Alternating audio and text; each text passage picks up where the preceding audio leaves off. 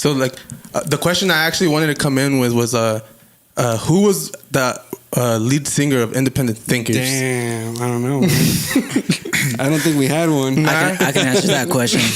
I can answer that for him right now. Nah.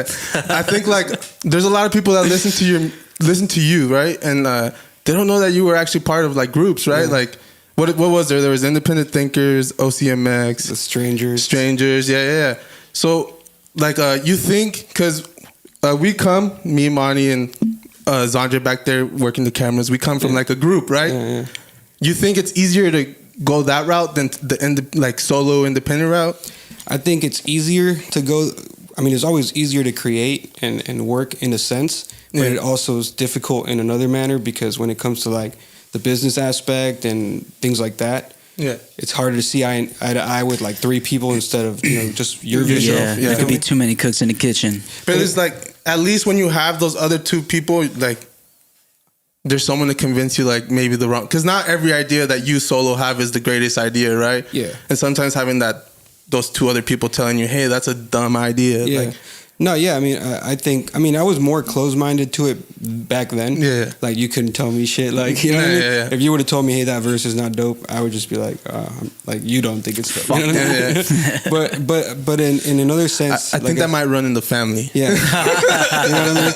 I don't know. It's my art, so I get, it's pride, it's a pride thing. But it was cool to create with other people because then my responsibility became just a verse instead of thinking of the concept, the hook, the verses, the whole song, and shit. You feel me? The creating part was really easy to fall into, especially because I joined that group. That group already existed before you. You know what I mean? That's why, like, I always like kind of say I can't be the lead singer because I joined the group. The group already was before me. You feel me? Yeah. Okay. I remember going to some of those park events, like maybe like one of those park events when I was a kid. Yeah. Between soccer games, my parents would let me go over to my friend's house that lived right there in those in the like the volleyball courts that you guys did it, right? It was like volleyball courts. Yeah.